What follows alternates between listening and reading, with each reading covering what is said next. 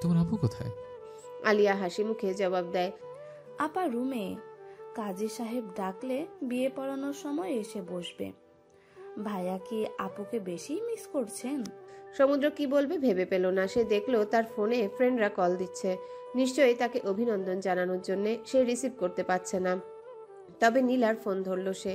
নীলার কণ্ঠস্বর কেমন কঠোর লাগলো ফোনের অপর প্রান্ত থেকেও। বলে ওঠে, দোস্ত, যতই ঝড় আসুক না কেন, আজ তুই আয়নাকেই বিয়ে করবি।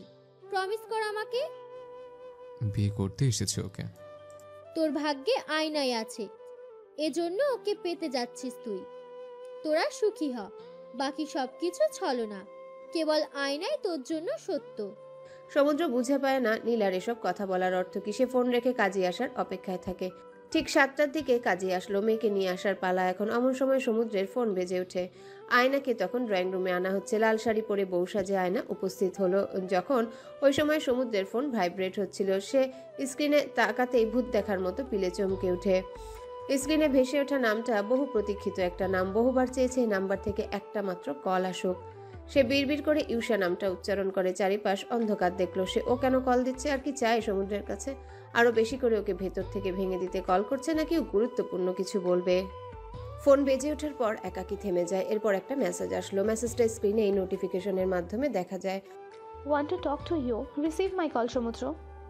সমুদ্র মেসেজ দেখা মাত্রই দাঁড়িয়ে গেল। উপস্থিত সবার চোখ গেল হবু বরের উপর।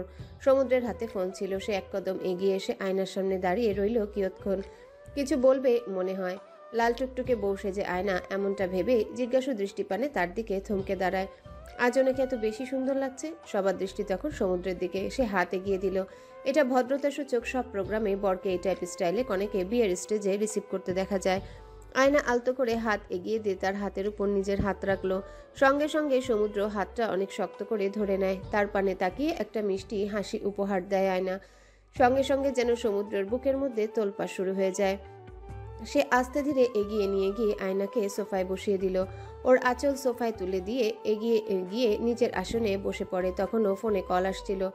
এক নজরে স্ক্রিনের দিকে তাকিয়ে পাওয়ার বাটন অফ করে দিয়ে পিউকে ইশারায় ডাকে।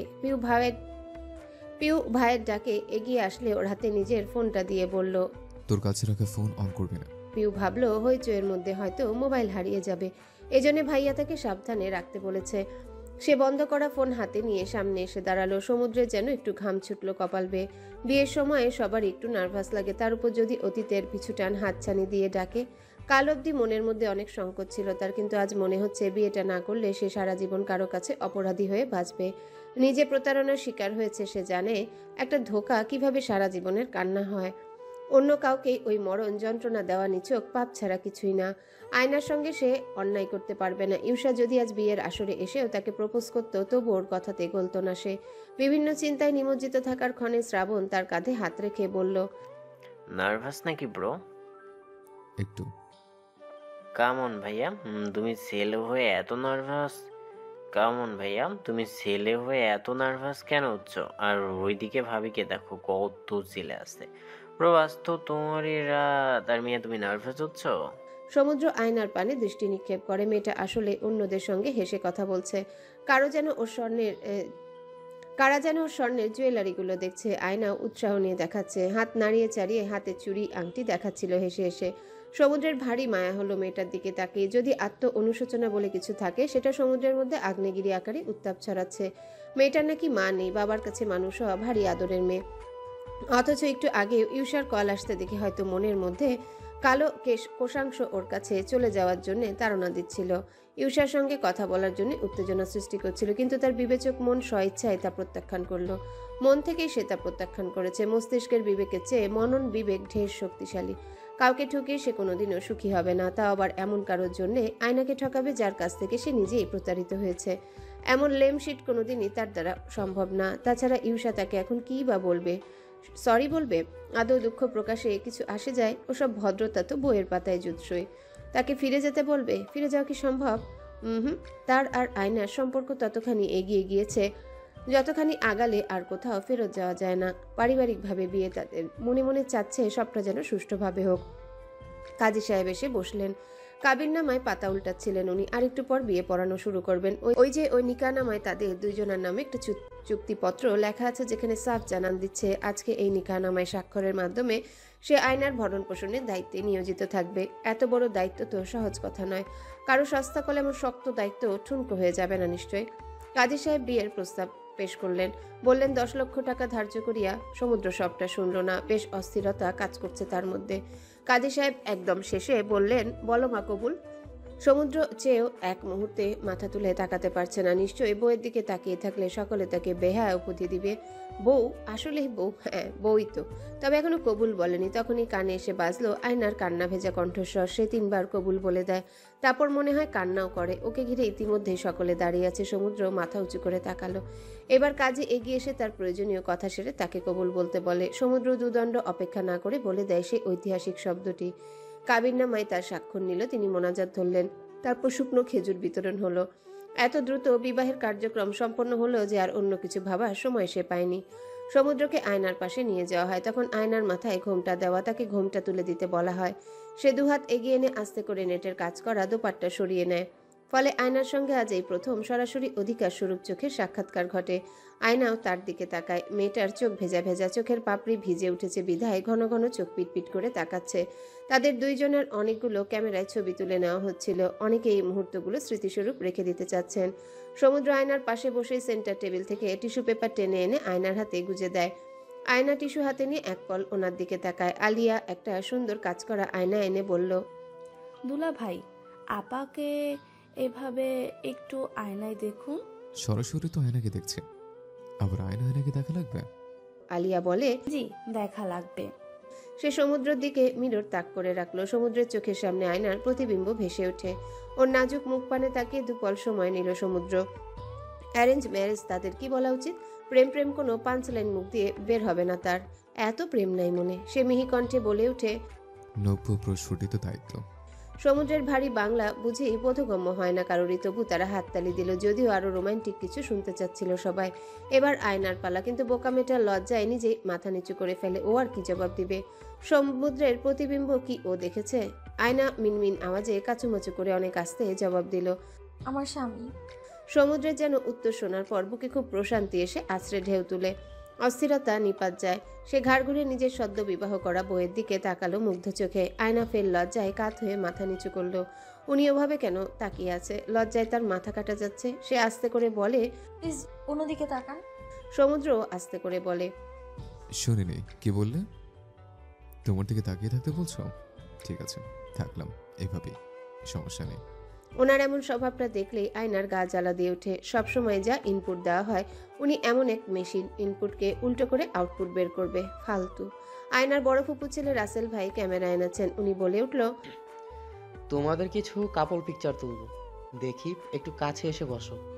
সমুদ্র প্রথমে ভদ্রতা স্বরূপ আয়না থেকে খানিকটা দূরত্ব নিয়ে বসেছিল। এবারে ওকে আর পাইকে। ও যেন এমন কিছু শোনার অপেক্ষাতেই ছিল। সঙ্গে সঙ্গে আয়নার গা ঘেঁষে বসে কোমরে ডান হাত আলতো করে রাখলো। ওনার ছোঁয়া পাওয়া মাত্রই আয়নার শির দ্বারা কেঁপে ওঠে। ইস, পবিত্র ছোঁয়াতেও এত বেশি দ্বিধা। কেমন অস্বস্তিতে নিঃশ্বাস আটকে আসা ভাব। ছবি তোলার পর একটা ছবি ওদেরকে দেখানো হলো। সমুদ্র ফোন হাতে নিয়ে ছবিটা দেখলো।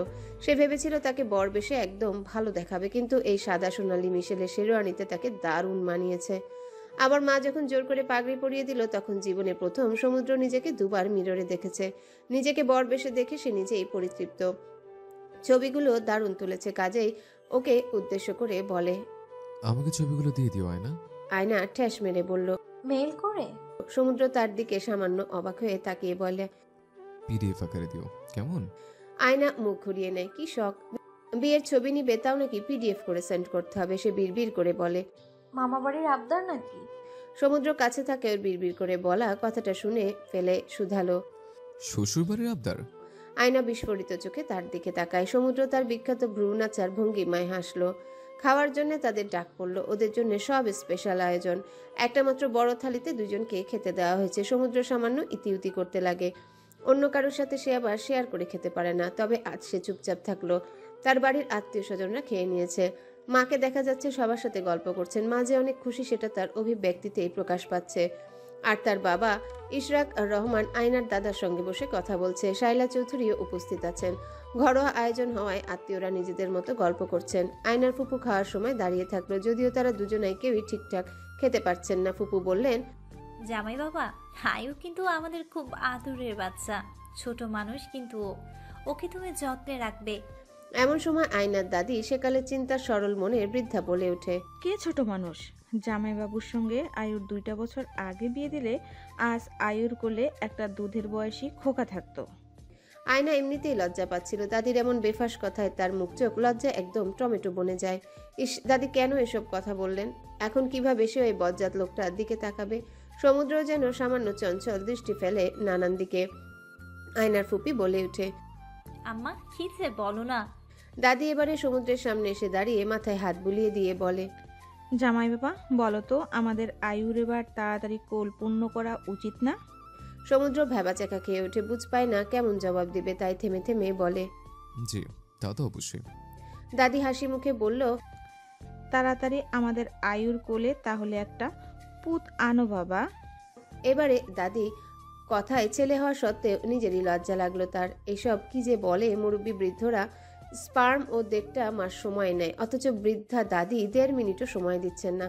তারা এমনিতেই খেতে পারছিল না, এমন রসালো আলাপে কেবল চামচ নাড়াচাড়া করতে থাকে। আয়নার ফুপি বলে ওঠে, আরে না আম্মা, এত আগেই বাচ্চা কাচ্চা নেওয়ার দরকার নেই। আগে ওরা নিজেদের লাইফ এনজয় করুক। বাচ্চা কাচ্চা নিলে দুধ খাওয়াতে আর প্যাম্পাস পরাতেই দিন রাত যাবে।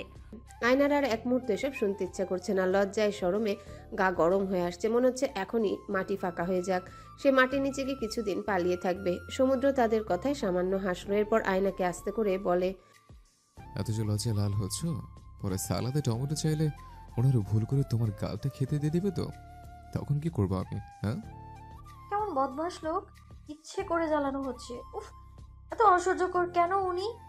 খাওয়ার পর্ব শেষ করে যখন আয়না বসা থেকে উঠে দাঁড়ালো, বিশাল এক বিপত্তি ঘটলো। আয়নার ঘোমটার কোনা গিয়ে সমুদ্রের হাত ঘড়ি চেনের সঙ্গে আটকে যায়। কি এক ঝামেলা! আয়না বাম হাত দিয়ে ঘোমটা ধরে টানাটানি করা শুরু করে, কিন্তু লাভের মধ্যে লাভ যা হলো, আরও পেঁচিয়ে গেল ঘড়ি চিকন চেনের সঙ্গে। সে কি করবে বুঝে পায় না, আস্তে করে বলে, আপনার ঘড়িটা খুলে ফেলেন না। কেন? দেখছেন না আপনার ঘড়ির সঙ্গে আমার আঁচল আটকে গেছে। সমুদ্র আয়েশি ভঙ্গিতে বসে বলে, এভাবে থাকুক, সমস্যা কোথায়? সমস্যা আপনার মাথায়। গোটা তুমি সহ তোমার আচলতে দূরত্ব চাইছে না, আর দোষ দিচ্ছ আমাকে। 2 অক্টোবর তারিখটা যেন ভীষণ অভিশপ্ত হয়ে ঠেকলো ইউসার কাছে। এতবার কল মেসেজ দেওয়া সত্ত্বেও সমুদ্র তার ফোন রিসিভ করেনি, বরং ফোন বন্ধ দেখাচ্ছে। একটু আগেই তাদের পুরাতন ফ্রেন্ডস স্কোয়াড গ্রুপটায় তাদেরই এক ফ্রেন্ড সমুদ্রের বিয়ের ছবি সেন্ড করলো। সেটা দেখার পর থেকে কোনো কিছুই ভালো লাগছে না ইউসার। সমুদ্র আসলে বিয়ে হয়ে গেল আজ, তার বিশ্বাস হচ্ছে না। সে মানতেও পারছে না সমুদ্র অন্য কাউকে বিয়ে করবে। এতদিন যাবৎ ভেবে এসেছে সমুদ্র কেবল তারই ছিল, কিন্তু আজ থেকে সমুদ্র অন্য কারো। ওরা ডিরেক্ট বিয়ে করে নিল কেন? ইউসার হাতে থাকা ফোনটায় ওদের বিয়ের ছবি আরেকবার দেখে একা একা বলে ওঠে, মেয়েটা কি খুব সুন্দর, আমার থেকে বেশি সুন্দরী তো নয়। তাহলে কেন সমুদ্র তার ফোন না ধরে, তার কথা না শুনে এই মেয়েকে বিয়ে করে নিল? সমুদ্র না আগে বলতো সে ইউসাকে ছাড়া বাঁচবে না? আজ কি হলো তবে? সে প্রচন্ড শব্দ করে ফোনটা ফ্লোরে চটকা মারে, এরপর গম্ভীর মুখে বলল, ফাক হিজ ম্যারিড লাইফ। রাত তখন 10টা বাজছিল। সন্ধ্যার পর থেকে আবহাওয়া বেশ খানিকটা খারাপ হতে থাকে। ঝড়ো বাতাস বইছিল, শীতল মিহি হিমেল হাওয়ায় মন খারাপের সুবাস ছিল বুঝি। থেকে থেকে মেঘ চমকাচ্ছিল, বিজলি পড়ার শব্দ কানেও এসেছে বার কয়েক। সমুদ্রকে বাসর ঘরে বসতে দেওয়া হলো। আজকে আক্ট ছিল জন্যে বউ নিয়ে শ্বশুরবাড়ি যাওয়া হবে না। ফলাফল সমুদ্রই আজকে তার শ্বশুরবাড়ি রাত্রি যাপন করবে। সেই অনুযায়ী পরিকল্পনা মাফিক আয়নার রুমে সুন্দর করে ফুল দিয়ে একদম সিম্পলভাবে সাজানো হয়েছে। অতিরঞ্জিত কিছুই নেই, তবুও কেমন বিশেষ কিছু শোভা পাওয়া যাচ্ছে। শোভাবর্ধক ট্রেতে একপাশে বাদাম আর একটা কাচের গ্লাসে গরম গরম দুধ সঙ্গে হলুদ কেশর মিশিয়ে দিয়েছে, সেটা রাখা হয়েছে। ট্রেতে গোলাপের লাল পাপড়ি ছড়িয়ে রাখা, এমনকি বেডের কভারের উপরও ফুলের পাপড়ি দিয়ে সাজানো, এবং বাড়তি বলতে সেন্টার টেবিলে একটা ফুলের বুকে রাখা। অমনি সময় আয়নাকে এ ঘরে আনা হলো। সঙ্গে ওর দাদি আর ফুপু ছিল। ওর শাড়ি বদলিয়ে দেওয়া হয়েছে। শাড়ির কথা মনে পড়তেই সমুদ্রের চাপা হাসি চলে আসলো। ঘড়ির চিপায় আটকে যাওয়ায় আর কোনোভাবেই ঘোমটার আঁচল চেন থেকে মুক্ত করা যাচ্ছিল না। সবার চোখে পড়ার সঙ্গে সঙ্গে সমুদ্র ঘড়ি খুলে ফেলেছিল। পরে আঁচলের সাইড কেটে ফেলা লেগেছে। আপাতত সে দরজার দিকে তাকায়। আয়নাকে সুতির একটা গোলাপি রঙের শাড়ি পরানো হয়েছে, চুল খোপা করেছে ও। সমুদ্রের মনে হলো অন্যান্য দিনের চেয়ে আজ ওকে বেশ বড় লাগছে। মাত্র ইঞ্জিনিয়ারিং সেকেন্ড ইয়ারের স্টুডেন্টও, তবে এই মুহূর্তে বয়সে বড় লাগছে। দাদি আবার রুমে ঢুকার আগে ওর মাথায় আঁচল তুলে দিল। এরপর রুমে আসতেই সমুদ্র নড়ে চড়ে উঠল। সে বুঝে পায় না এমন পরিস্থিতিতে কি করা উচিত। জীবনে প্রথমবার এমন পরিস্থিতিতে পড়েছে, তাই সম্পূর্ণ ক্লুলেস। দাদি আয়নাকে টেনে সমুদ্রের সামনে দাঁড় করিয়ে বলল, জামাই বাবা, এই যে তোমার বউকে তোমার কাছে দিয়ে গেলাম, তুমি তোমার বউকে বুঝাই নাও। এমন কথার বিপরীতে কি বলা দরকার সমুদ্র বুঝে পায় না। সে মাথা চুলকানো শুরু করে। আয়নাও মাথা নিচু করে গুটিসুটি পায়ে দাঁড়িয়ে থাকলো। ফুপি পরিবেশ হালকা করার জন্য আয়নাকে সমুদ্রের পাশে বসিয়ে দিয়ে দুইজনের হাত একসঙ্গে করে বলে, তোমরা সব সময় হাসি খুশি থাকো। সমুদ্র সৌজন্য তার হাসি হাসে। আয়নার তখন লজ্জায় ঠোঁট তিরতির করে কেঁপে ওঠে। ওনারা যাওয়ার সময় দরজা লাগিয়ে দিয়ে যায়। চোখের সামনে ঘরে কেবল দুজন প্রাণী উপস্থিত থেকে গেল। সমুদ্র হাত ছাড়ছে না দেখে ওর বেশ অস্বস্তি হতে লাগে। সে আলতো করে সরাতে চাইলে সমুদ্র আরেকটু চেপে এসে বসে বলল, সেদিন সরল মনে আঘাতপ্রাপ্ত কপালে হাত বোলাতে চেয়েছিলাম, কেমন চুড়াইয়ের মতো বিহেভ করলে। দেখো, আজ তোমার বাড়ির মানুষজন তোমাকে আমার কাছে রেখে দিয়ে চলে গেল। আয়না তার চোখের দিকে তাকায়। সমুদ্র বলে ওঠে, this is the power of marriage. আয়না মনে মনে ভাবে, আসলেই তো তাই। এতদিন বাবা কঠোরভাবে বলে আসলো কলেজ ভার্সিটিতে কোনো প্রেম টেম না করতে, ছেলেদের সঙ্গে মেশা একেবারেই যাবে না। আর আজ আয়োজন করে তাকে একটা ছেলের সঙ্গে পাঠিয়ে দিচ্ছে। তবে আয়না বলে ওঠে, আপনি আমাকে চুড়েল বললেন? ঠিক তা বলিনি। তাহলে কি বলতে চাইছিলেন? সমুদ্রের কাছে বুঝি কোনো যুক্তি নেই, বিধায় সে টপিক চেঞ্জ করে বলে ওঠে, যাও, ট্রেটা এখানে নিয়ে আসো। আয়না ট্রের দিকে তাকায়। ওনার এখন খেতে হবে কেন? একটু আগেই কতগুলো খাবার খেলো। সে হাত বাড়িয়ে ট্রে আনে সমুদ্রের সামনে। আয়না ট্রে হাতে বসে থাকে। সমুদ্র আয়েসি ভঙ্গিমায় একটা বাদাম তুলে নিয়ে মুখে পুড়ে, তারপর বারান্দার দিকে তাকিয়ে দেখে বেশ জোরে বাতাস বইছে। আজ বোধহয় জোরে করে বৃষ্টি হবে, কে জানে। তারপর দুধের গ্লাস হাতে তুলে নিয়ে বলল, শোয়ার আগে গরম দুধ খেলে ঘুম ভালো হয়। তোমার ঘুমের সমস্যা আছে? আয়না ট্রে হাতে মাথা নাড়িয়ে জানান দিল তার ঘুমের সমস্যা হয় না। সমুদ্র ঢকঢক করে সম্পূর্ণ দুধ খেয়ে ট্রেতে রেখে দেয় গ্লাস। আয়না যখন ট্রে টেবিলে রাখতে পা বাড়ায়, উনি বলে ওঠে, গরম দুধের সাথে আর একটা বিশেষ উপকারিতা আছে, যেটা রাতে বেশ কাজে আসে। আয়না বুঝলো না সমুদ্র কি বলছে। বারান্দার দরজা খোলা ছিল, হুড়হুড় করে বাতাস আসছিল। সেই সময় আকাশ ভেঙে বৃষ্টি নামার আওয়াজ পাওয়া যায়। সে এগিয়ে এসে দাঁড়ায় এবং বলল, আপনি ফ্রেশ হবেন না? না, সে কি, কেন? এক্সট্রা কোনো কাপড় আনা হয়নি। আয়না চটজলদি আলমারি থেকে একটা সাদা রঙের সুতির পাঞ্জাবি বের করে ওনার সামনে ধরল। সমুদ্র মনে হয় খুশিই হলো। সে হাত বাড়িয়ে কাপড় নিয়ে সোজা হাঁটা ধরে ওয়াশরুমের দিকে। সমুদ্র যখন বাথরুম থেকে বের হয় তখন বৃষ্টির বেগ এত বেড়ে গেছে যে রুমের ভেতরে বৃষ্টির পানি এসে ফ্লোর ভিজে যাচ্ছিল। সে বাধ্য হয়ে আয়নাকে বলে, বারান্দায় দরজা লাগিয়ে দিলে ভালো হয়। আয়না যেন ওনার এই কথায় সামান্য বিচলিত বোধ করলো, বোধহয় একটু ভয়ও পেল। তবুও বারান্দার দরজা লাগিয়ে ভেতরে আসে। এত অল্প মুহূর্তেই ওর শাড়ির আঁচলে পানি লেগে ভিজে ওঠে। সমুদ্রের চোখ এড়ালো না বিষয়টা। সে বলল, ফ্যানের সামনে বসো, বাতাসে ভেজা অংশ শুকিয়ে যাবে। আয়না বাধ্যমের ন্যায় সমুদ্রের পাশে এসে বসে পড়ল। হালকা ঠান্ডা ঠান্ডা লাগলো। বাতাসে চুলগুলো কিঞ্চিত ওড়াউড়ি শুরু করে। সে চুল সামলাতে ব্যস্ত হলে আঁচল ওড়ে, আবার আঁচল সামলাতে গেলে চুল বাতাসে নাচানাচি শুরু করে। কি এক মুসিবত! ওনার উপস্থিতি যেন আয়নাকে ভেতর থেকে গুড়িয়ে দিচ্ছে। সব কিছুতেই এলোমেলো হয়ে যাচ্ছে। যা করতে যাচ্ছে সেটা করতে পারছে না। আয়নার ধারণা হলো সমুদ্র নিশ্চয়ই তাকে দেখে তাচ্ছিল্যের হাসি দিচ্ছে। মনে মনে ভাবছে মেয়েটা গুড ফর নাথিং। সমুদ্র নিজের হাত বাড়িয়ে ওর শাড়ির নরম আঁচলখানা মেলে ধরল। ফ্যানের বাতাসে আঁচল তিরতির করে নড়তে থাকে। নাকি আয়না কেঁপে উঠছে বোঝার উপায় নেই। সমুদ্র তখন ওর আঁচল সমেত ধরে বসে আছে। আয়না ভুলেও ওনার দিকে তাকাচ্ছে না। সমুদ্র তাকে উদ্দেশ্য করে বলল, তোমার দাদির কথা শোনা যাবে না। আয়না তার দিকে ভ্রু কুচকে তাকালো। সমুদ্র দুষ্টু হাসি দিয়ে বলে, তোমার কোলে এখনই পুত আনা যাবে না, নাহলে দেখা যাবে বাচ্চাকে ফিডার খাওয়াতে গিয়ে বাবু নিয়ে উল্টে পড়ে আছো। ওনার রসিকতাপূর্ণ বাক্যগুলো শ্রবণ মাত্রই আয়নার তখন অবস্থা নাজেহাল। শরম রাগের সংমিশ্রণে সে মুচড়ে ওঠে ভেতর ভেতর। মন চাইল এই রুম থেকে ওই বদমাশ লোকটা থেকে পালিয়ে যেতে। সামান্য ঝুঁকে সমুদ্র আসে তার দিকে। আয়নার ওইক্ষণে ভীষণ ভয় লাগা কাজ করে। তবে কি এখনই ওনার মতো লোককে না বলার সাহস নেই আয়নার মধ্যে। তার উপর উনি যতটা রাগী, যদি আয়নাকে তুমড়ে মুচড়ে শেষ করে দেয়। তুমি কি নার্ভাস হয়ে গেল নাকি? আয়না উত্তর দিতে পারে না। উনি ফের প্রশ্ন করে, কোনো কারণে ভয় পাচ্ছ? আয়না মাথা নাড়িয়ে একবার না বলে পরক্ষণেই হ্যাঁ বলে। ফের না সূচক অর্থ প্রকাশ করে, আবার হ্যাঁ বোধক ইঙ্গিত দেয়। সমুদ্র ও মুখ উচ্চারণ করে বলে, বুঝেছে। কাছাকাছি আসার ফলে সমুদ্র খেয়াল করে ওর মেহেদির রং বেশ গাঢ় হয়েছে, একদম গাঢ় খয়েরি। সে ভারী অবাক হলো, কালকেই না কেমন হালকা কমলা ছিল, আজ হুট করে কিভাবে এত গাঢ় রং আসলো। সে হাত বাড়িয়ে আয়নার দুহাত ধরে ফেলে, সঙ্গে সঙ্গে আয়না যেভাবে কেঁপে উঠল, সমুদ্রের মনে হতে থাকে খিচুনি রুগী দেখলো সে। নিজের হাতে ওর হাতগুলো ধরে রেখে প্রশ্ন করলো, মেহেদির রং অনেক গাঢ় হয়েছে। এরপর আয়নার দুহাতের মেহেদির ঘ্রাণ নিল নাক দিয়ে, ফলে ওনার ঠোঁটের অল্প পরিসরে ছোঁয়া এসে আছড়ে পড়ে আয়নার তুলতুলে টুকটুকে মেহেদি পড়া হাতে। আয়নার কম্পিত শরীরের কার্যক্রম স্পর্শ না করেও টের পায় সমুদ্র। আয়নার ডান হাতের তালুতে একদম মাঝে সমুদ্রের নাম লেখা হয়েছে। সমুদ্র চোখের দিকে তাকিয়ে বলে, আসো, শুয়ে পড়ো, তোমাকে ক্লান্ত দেখাচ্ছে খুব। আয়না উঠে আসতে ধরলে সমুদ্র প্রশ্ন করে, বেডের কোন সাইডে শো তুমি? কিনারে নাকি দেয়ালের দিকে? আয়না উত্তর দেয়, মাঝখানে। মাঝখানে কেন? মনে হয় কিনারে শুলে বেড থেকে পড়ে যাব। তুমি দেয়ালের দিকে শো তাহলে। আয়না উঠে গিয়ে লাইট অফ করে দিয়ে ড্রিম লাইট চালিয়ে দিল। সমুদ্র প্রশ্ন করে, ড্রিম লাইট কেন আবার? আয়না বেডে এসে বসে জবাব দিল, আমি অন্ধকারে শুই না তো, এই জন্যেই। সমুদ্র পড়ল বিরাট বিপাকে। এমনিতেই ব্রেকআপের পর থেকে তার তন্দ্রার সমস্যা, ঔষধ নিয়েও কখনো ঘুম পূরণ হয় না, তার উপর নতুন বিছানা, নতুন গন্ধ। ড্রিম লাইট জ্বলতে থাকলে চোখের পাতায় বন্ধ হবে কিনা সন্দেহ। তবে ড্রিম লাইট অফ করে দিতে বলল না সে।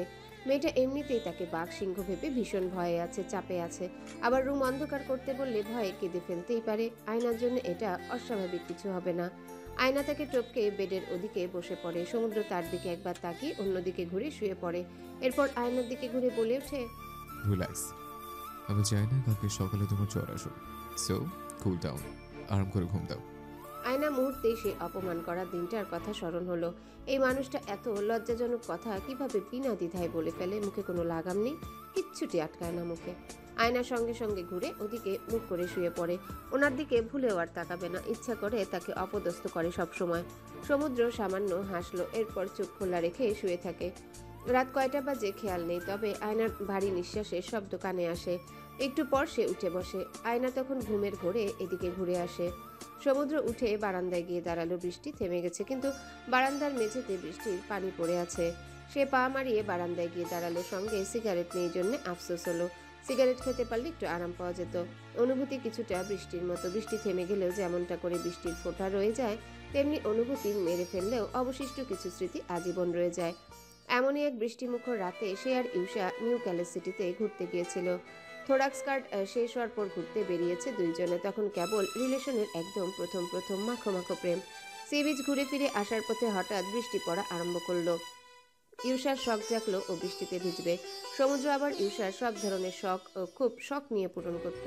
তারা যাওয়ার পথের বাস থেকে নেমে বৃষ্টিতে ভেজে, একদম কোনো চিন্তা ছাড়া, লোকে কি বলবে এসব কিছু না ভেবে দুজনে একসঙ্গে বৃষ্টিতে ভিজলো, লাফালাফি হাসাহাসি করলো। এরপর সমুদ্র হাঁটু গেড়ে বসে ওকে প্রপোজও করলো। তখন অবশ্য বয়সে ছোট ছিল, কেবল ফার্স্ট ইয়ারে ছিল, তাও প্রথম প্রেম। পাগলামির মাত্রা বেশি ছিল। সে চোখ বন্ধ করে নিজেকে ধাতস্থ করলো। ভেজা পা নিয়ে রুমে ফিরে আসে এবং বেডে বসতেই দেখে আয়না ঘুমের ঘরে একদম বেডের মাঝে এসে ঘুমাচ্ছে। সমুদ্র একটু চেপে এসে আয়নার একদম কাছাকাছি শুয়ে খুব অধিকার বোধ থেকে আয়নার শাড়ির ভাঁজ কিঞ্চিত সরিয়ে ওর পেটে হাত গুজে দেয়। আয়না গভীর ঘুমেও নড়ে ওঠে। ওর শাড়ি একদম এলোমেলো হয়ে আছে। সমুদ্র এক দৃষ্টিতে ওর দিকে তাকিয়ে থাকে। সেন্টার টেবিলে ওর বন্ধ ফোন পড়ে থাকে। ড্রিম লাইটের আলোয় খেয়াল হলো আয়নার চোখের কাছটায় একটা চোখের পাপড়ি অযত্নে পড়ে আছে। সে আস্তে করে পাপড়িটা সরিয়ে দিল। ফুলের বিছানায় একদমই ঘুম আসছিল না, তবে আয়নার ঘুম দেখে সেও চোখ বন্ধ করে। সমুদ্রের ঘুম ভাঙে আয়নার ডাকাডাকি শব্দে। আর কত ঘুমাবেন? সমুদ্র ঘুমু চোখে বলে, বাসর রাত পুরোটা ঘুমাই কাটিয়ে সকালে চেঁচামেচি করছো কেন? ঘুম থেকে উঠতেই এমন কথা আর তোপে পড়ে আয়না ফের লজ্জা পায়। এমনিতেই নিজের গায়ে কারো উপস্থিতি লক্ষ্য করে আজ দ্রুত ঘুম ভাঙে। চোখ খুলতেই নিজের শরীরে ওনার পুরুষালী হাতের ছোঁয়া পেতে আয়না চমকে উঠে বসে। আবার পর মুহূর্তে বেশ সরমবোধ করলো। সে নিজেই মাঝখানে একদম সমুদ্রের গায়ের কাছে ঘুমের ঘরে চলে এসেছে, সে খেয়াল ছিল না। সমুদ্র উঠে বসে বলল, জট্টর আসেনি তো, রাইট? আয়না উঠে দাঁড়িয়ে রুম ত্যাগ করে। সমুদ্র মনে মনে নিজের বাড়ি ফেরার প্রস্তুতি নেয়। নাস্তা সেরেই বের হয়ে পড়বে। সে যখন নাস্তার টেবিলে আসে তখন সবাই যেন তার জন্য অপেক্ষা করছিল। দাদি তাকে খেতে দিল। আয়নাও নাস্তা করছিল। দাদি জিজ্ঞাসা করে, বাবা, তুমি কি কি খেতে পছন্দ করো? আয়নাও কান খাড়া করে শোনার চেষ্টা চালায়। সে ধরে নেয় সমুদ্রের অনেক নামি দামি খাবার পছন্দ। একে তো অস্ট্রেলিয়ায় থাকতো, তার উপর বড় লোকের একমাত্র ছেলে। সমুদ্র বলে ওঠে, দেশি খাবার ভালো লাগে, যেমন কচুর লতি দিয়ে চিংড়ি, শুটকি ভর্তা, আলু ভর্তা, লাল শাক, করলা ভাজি সহ সব ধরনের দেশি খাবার পছন্দ। আয়নার চোখ কপালে উঠে যায়। দাদি তার উত্তর শুনে খুব খুশি হলেন। প্রশ্ন করলেন, বাবা সবুজ কচুর ডাল খাও তো? জি, আলু ভর্তার সঙ্গে দারুণ লাগে। সকালের নাস্তা সেরে রুমে এসে সমুদ্র মানি ব্যাগ পকেটে নেয়। তখন আয়না প্রশ্ন করে, কোথাও যাচ্ছেন? সমুদ্র শুধালো, বাসায় যাচ্ছি আয়না। এখনই? যেতে হবে। শোনো, ফোন দিলে ফোন ধরবা, আর অফিসে আসবে তাও রেগুলার আসে। আয়নার একদমই ওনার দেওয়া বিদায় পছন্দ হলো না। ভীষণ মন ভার হলো। কি দরকার এত জলদি যাওয়ার? কালকেই বিয়ে হলো, আজকেই কেন দূরত্ব? তবে মুখে কিছু বলল না। একটু পরই সমুদ্রকে তার রুমে ফিরে আসতে দেখা গেল। ওনাকে দেখা মাত্রই আয়নার মন ভালো হয়ে যায়। সমুদ্র বলে ওঠে, যেতে দিল না, তোমার বাড়ির লোকজন আমাকে আটকে রাখছে। আয়নার ওনার কথা শুনে খুব আনন্দ লাগলো। ভালো হয়েছে। নতুন বিয়ে করে আপনাকে কেন এত জলদি বাড়ি যেতে হবে? বউ রেখে বাসায় যাওয়ার তারা কেন? সমুদ্র দুবার সারা রুম পায়চারি করলো। এরপর আয়নার কাছে ফিরে এসে বলল, আমার বাসায় সবাই সন্ধ্যায় আসবে, ডিনার করে তারপর যাব। আচ্ছা, এতক্ষণ সময় কিভাবে পার করব? জানি না তো। এক কাজ করো, গুগলে সার্চ দিয়ে দেখো নবদম্পতিরা কিভাবে সময় কাটায়। Hurry up. আয়নাও সরল মনে গুগলে সার্চ দিল এবং সঙ্গে সঙ্গে যেসব আর্টিকেল আসলো তাও ছবিসহ ওগুলো চোখের সামনে আসা মাত্রই আয়নার লজ্জায় চোখে মুখের অবস্থা করুন। ওনার মাথা চুল ছিঁড়ে ফেলতে ইচ্ছা করলো। সমুদ্রের অবস্থা দেখে শব্দ করে প্রথমবার হাসলো। আয়না এই প্রথম ওনাকে হাসতে দেখলো। বিকেলের দিকে আয়নাদের বাসা জমজমাট হলো। সমুদ্রের বাসার সকলে এলো। ইশরাক রহমান, মিসেস রোদেল এবং পিউ এসেছে। সঙ্গে স্পেশাল মেহমান হয়ে ইভানা ও তার ছেলে এসেছে। হই হুল্লো করতে করতে ডিনার শেষ করে সবাই আঁকতে দেওয়া গিফট খুলতে বসলো। সমুদ্রকে আয়নার পাশে বসিয়ে দেওয়া হলো। সমুদ্রের পরনে গত রাতে সফেদ পাঞ্জাবিটাই রয়ে গেছে। ওর হাবভাব দেখে বোঝাই যাচ্ছে নতুন জামাই। আয়নাও আজ শাড়ি পরেই আছে। একে একে সব গিফট আনপ্যাক করা হচ্ছিল। মেয়ে পক্ষের আয়োজিত অনুষ্ঠান বিধায় বেশিরভাগ উপহার দেখা যাচ্ছিল ঢালাওভাবে কনেকে উদ্দেশ্য করেই দেওয়া। শাড়ি, জুয়েলারি বক্স, কত কি যে পেয়েছে উপহারে। সমুদ্র মুখ ফসকে বলেই দিল, বিয়েতে সবচেয়ে লাভ আয়নারই হলো, সব গিফট তো ওর জন্যই। ইভানা আন্টি কথাটা শুনতে পেয়ে বলে ওঠে, কি যে বলিস না, এইসব তো সমুদ্র তোর বাগেরই উপহার। সমুদ্র খুব বিরক্ত ভরা চাহনি নিয়ে শাড়িগুলোর দিকে তাকায়। আন্টির মাথা খারাপ হয়ে গেছে। না হলে কোনোদিনও বলতো যে শাড়ি নাকি সমুদ্রের ভাগের উপহার। ইভানা আন্টি সমুদ্রের অভিব্যক্তি দেখে হেসে বলল, বিশ্বাস করলি না? দাঁড়া বেটা, তোকে দেখাই। এরপর পাশে থাকা একটা ব্লেন্ডারের প্যাকেট ইশারা করে বলে, এই ব্লেন্ডারে আয়না জুস বানিয়ে তোকেই খাওয়াবে, তাই না? সমুদ্র চোখ ছোট ছোট করে আয়নার দিকে তাকালো। আয়না একবার ওর দিকে তাকায়নি। এতে সমুদ্রের ইগো হার্ট হলো। বাসায় গেস্ট আসার পর সমুদ্র দুবার ওর সাথে কথা বলার চেষ্টা করেছে, কিন্তু কেন জানি আয়না ইতিউতি নানান উসিলায় তাকে ইগনোর করে আত্মীয়দের সঙ্গে বিজি ছিল। তার থেকে এখন ওর কাছে আত্মীয়রাই বড় হয়ে গেল।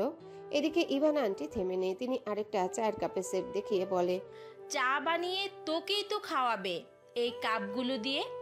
তাহলে বল, এইসব উপহার কার কাছে বেশি আসছে?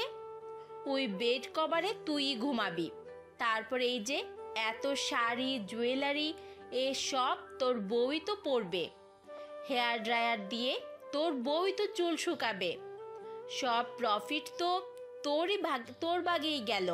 সমুদ্রের ব্যবসায়ী মন অঙ্ক কষে জানান দিল, আসলে উপহারগুলো দিয়ে তারই ফায়দা হলো। সংসারে অন্তত 1 বছর আর কিছু কেনা লাগবে না। একদম যাওয়ার আগবেলায় আয়না তার দিকে তাকিয়েছিল। সন্ধ্যা থেকে ওর বুনন করা দূরত্বে সমুদ্র একবারও ওর পানে তাকালো না, বরং সবার আগে দরজা পেরিয়ে বাসায় যাওয়ার উদ্দেশ্যে রওনা হলো।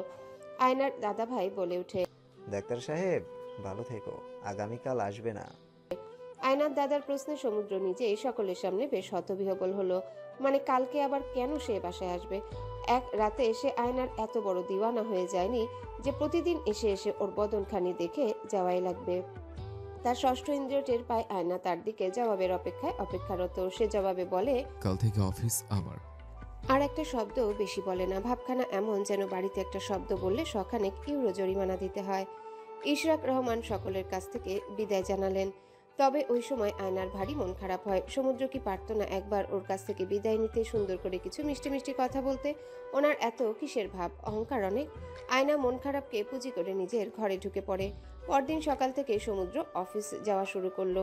ওর মধ্যে যেন কোনো পরিবর্তন নেই। ছেলেটা এত কিভাবে অপরিবর্তিত রয়ে গেল? বিয়ের পর সব ছেলেদের মধ্যেই পরিবর্তন আসে। সকালবেলা মিসেস রোদেলা নাস্তার টেবিলে বসেছিলেন। আজ পিউ সমুদ্র একসঙ্গে খেতে আসে, দুজনাই বের হবে। পিউ কলেজে যাবে একটা কাজে, ওকে সমুদ্র ড্রপ করে অফিসে যাবে। সমুদ্র টেবিলে বসে। মিসেস রোদেলা বলে ওঠে, আজকে থেকেই অফিস যেতে হবে? আজ বোমাকে নিয়ে ঘুর, তোকে দেখে বোঝাই যাচ্ছে না তোর বিয়ে হয়েছে। দেখ। সমুদ্র কিঞ্চিত হাসলো। বিয়ে হলে আবারও বোঝা যায় নাকি? সে মাকে উদ্দেশ্য করে বলে, বিয়ে হয়েছে জন্য কি এখন বউয়ের গলা ঝুলে থাকতে হবে? ঠিক তাই, আমি তো ভেবেছি তুই বোমার বাড়ি থেকে আসতেই চাইবে না। সমুদ্র ফোঁস করে শ্বাস ফেলল। তার বাড়ির মানুষজন পাগল এক প্রকার, একদম আয়নার মতো। পিউকে ড্রপ করে অফিস আসার পর হঠাৎ তার কেমন যেন আজব অনুভূতি হতে থাকে। মনে হচ্ছে অফিসের সবাই জেনে গেছে তার বিয়ে হয়েছে। সমুদ্র বাবাকে একটা শর্ত দিয়ে বিয়েতে রাজি হয়েছে। শর্তটা হলো হাত খাওয়ার সময় অফিস বা প্রফেশনাল লাইফের কেউ যেন না জানে বিয়ে হচ্ছে। পরে সময় সুযোগ মতো জানানো যাবে। কাজেই পারিবারিক পরিসরে বিয়ে হওয়ার অফিসের কেউ জানে না। সে স্বাভাবিক থাকার প্রচেষ্টা চালালো বেজায়, কিন্তু কোথায় জানি সবকিছুই অন্যরকম লাগে তার। মন খচখচ করে বড্ড। দুইবার আয়নার ডেস্কের সামনে গিয়ে দেখে এসেছে ডেস্ক আজ খালি। ও নিশ্চয়ই আজ আসবে না। কেন যে মেয়েটা এত অ্যাবসেন্ট থাকে, অসহ্য। লাঞ্চ ব্রেকে সমুদ্র একটু বাইরে গেল। এমনি ছটফট লাগছিল বিধায় গলির পেছনে দাঁড়িয়ে টঙের দোকানে চা খেয়ে সিগারেট ধরালো। সিগারেট শেষ করে অলস পায়ে অফিসে ফেরত আসে। তখন 2টা বাজছিল। পার্ট টাইম জুনিয়ররা 2টো বাজে অফিসে আসে। সমুদ্রের মনে হলো যদি আজ আয়নাও ওদের সঙ্গে আসে তবে একবার চোখের দেখাটা অন্তত হবে। এসব ভেবে সে ঘুরে ঘুরে আয়নার ডেস্কের সামনে দিয়ে নিজের কেবিনে যাওয়ার সিদ্ধান্ত নিল। কোনো কিছু মনে মনে ভাবলে সেরকমটাই যদি ঘটে তবে সাময়িক একটা খুশি লাগে। সমুদ্র সাময়িকভাবে খুশি হলো। আয়না ওর ডেস্কে বসে ওয়ান টাইম কাপে কফি খাচ্ছে। আজও সাদা রঙের সালোয়ার কামিজ পরেছে, সঙ্গে চুনরির লাল ওড়না। ওর মধ্যে নববধূ ভাব হয়েছে। লাল ওড়নাটার জন্য আজও মাথায় কাপড় দিয়ে এসেছে। সমুদ্র ঠোঁটের কোণে হাসি ফুটে ওঠে। সে ইচ্ছে করে ফোন হাতে নিয়ে আয়নার ডেস্ক ক্রস করলো। সাধারণত জুনিয়ররা তাকে দেখলে কুশল বিনিময় করে সালাম দেয়। তাদের অফিসের রুলস আছে। অফিসের কারোর সাথে সাক্ষাৎ হলে সুন্দর করে ফর্মালিটি মেনটেন করতে হবে। সমুদ্র আশায় ছিল আয়না তাকে গুড নুন উইশ করবে, কিন্তু বিধিবাম আয়না যেন তাকে দেখলই না। একদম কম্পিউটার স্ক্রিনে তাকিয়ে কফিতে চুমুক দিতে লাগে, যেন সমুদ্রের কোনো অস্তিত্বই নেই। সমুদ্রের রাগ হলো। আসছে উনি, এমন ভাব যেন সফটওয়্যার ডেভেলপমেন্ট করে মাইক্রোসফট উদ্ধার করছে। আহা, এসব চুনোপুটি বাচ্চা সিএস ইঞ্জিনিয়ার ভাব দেখলে হাসি পায়। একবার বাগে পাই তোমাকে, তখন বাসার রান্নাঘরে সাইনবোর্ড লাগানো হবে যেখানে বড় অক্ষরে লেখা থাকবে এখানে সিএসসি ইঞ্জিনিয়ার দ্বারা ভাত রান্না করা হয়।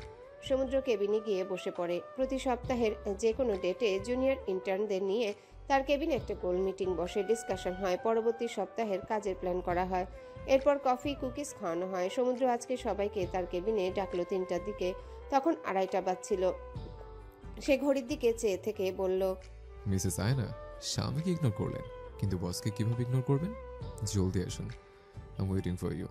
3টার দিকে সবাই এসে উপস্থিত হলো। আয়না সবার পরে আসলো। তখন ওর মাথায় কাপড় দেওয়া। সমুদ্র এবার ফাইল চেক করছিল। আয়নার বেলায় সে নিজে থেকেই বলল, স্যার এক জায়গায় ভুল হয়েছে। সমুদ্র যেন এমন কিছুই শুনতে চায়। সে বলে ওঠে, মিস আয়না, আপনি প্লিজ এরপর থেকে জাস্ট বলবেন কোনগুলো ঠিক করেছেন।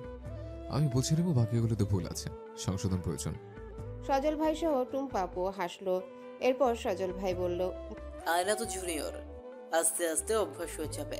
বোঝাই যাচ্ছে আয়না বেশ কেঁপে গেছে। টপ করে ওর মাথা থেকে ওড়না পড়ে যায়। সমুদ্রের মন চাইলো এক্ষুনি গিয়ে তার মাথায় আলতো করে ওড়না জড়িয়ে দিয়ে আসতে। সমুদ্র যেদিন প্রথম এই প্রোগ্রামটার জন্য আয়নার সিভি পায়, ওর সেমিস্টার ছিল 2:2। দেখা মাত্রই রিজেক্ট করে দেয়, কারণ সে ফ্রেশ গ্র্যাজুয়েট আর 4th ইয়ারের স্টুডেন্ট নিতে চাচ্ছিল। কানাডিয়ান এক কোম্পানির স্পন্সরশিপে তারা এই ইন্টার্ন পার্ট টাইম প্রোগ্রামের ব্যবস্থা করেছে। অল্প বেতন, লিমিটেড আওয়ার বেস্ট জব, 6 মাস ট্রেনিং সহ কাজ করবে, একটা সার্টিফিকেটও পাবে। কিন্তু ইশরাক রহমানের স্পেশাল রেফারেন্সে আয়না এই প্রোগ্রামে সিলেক্টেড হয়। সমুদ্র তখনও জানতো না আয়নাই সেই মেয়ে। এখন বুঝে আয়না আসলে বৌমা কোটায় এই অফিসে আছে। না, মেয়েটা মেধাবী, ঢাবিতে সিএসসি পড়ে, বেশ ব্রিলিয়ান্ট। সমুদ্রের ধ্যান ভাঙলো আয়নার ডাকে। আয়না কঠিন গলায় বলে, স্যার আমাকে 20 মিনিট দিন, আমি কারেকশন করে নিচ্ছি। সমুদ্র বলে, আপনি বসুন, আমি দেখছি। আর সজল ভাই বাকিদের কাজ ঠিক আছে, আপনারা যেতে পারেন, কফি খান, রিফ্রেশ হন। সবাই মনের আনন্দে বের হলে ওদের অনুসরণ করে আয়নাও বের হতে গেলে সমুদ্র এক প্রকার ধরফড়িয়ে উঠে বলল, আরে আরে, তুমি কেন যাচ্ছ? চুপচাপ বসো বলছে। আয়নার সঙ্গে সঙ্গে বসে পড়ে। সমুদ্র টুম্পাকে উদ্দেশ্য করে বলে, 2 কাপ কফির অর্ডার দিয়ে দিতে পারবেন? আর আয়না আমার সঙ্গে 5টার দিকে মিটিং অ্যাটেন্ড করবে। Okay sir. টুম্পা আপু যাওয়ার আগে আয়নার দিকে সুন্দর করে হেসে চলে যায়। আয়না একা কেবিনে রয়ে যায়। ও মন খারাপ করে বলে, ইচ্ছে করে আমাকে আটকে রেখেছেন তাই না? সমুদ্র বলল, আমার সঙ্গে থাকতে ভালো লাগছে না? উফ। সমুদ্র উঠে দাঁড়িয়ে তার দিকে হাঁটা ধরে। সে বেশ ঘাবড়ে যায়। লোকটার মতিগতি ঠিক নেই, কিছু যদি করে। কিন্তু সমুদ্র তাকে ক্রস করে হেঁটে যাওয়ার সময় মাথার ওড়নাটা আলতো করে তুলে দেয়। সে নড়ে চড়ে ওনার যাওয়ার পানে তাকায়। উনি ওয়াশরুমে ঢুকলো। আয়না ভেবেই কুল পাচ্ছে না কেন সমুদ্র অফিসের সবাইকে তাদের বিয়ের কথা হাইড করলো। আয়না বিয়ের পরের দিন বাবার মুখে শুনেছে যে তাদের বিয়ের খবর অফিসে এখনো কেউ জানে না। তখন থেকে সমুদ্রের উপর একটা চাপা অভিমান কাজ করছে। তাকে সবার সামনে পরিচিত দিতে অসুবিধা কেন, তার দ্বিধা কেন? দরকারও নেই ওনার বউ হওয়ার পরিচয়ের। আয়নার নিজেরই শক্ত পরিচয় আছে। সে নিজে যখন ইঞ্জিনিয়ার, আর নতুন করে ওনার পরিচয় লাগবে না।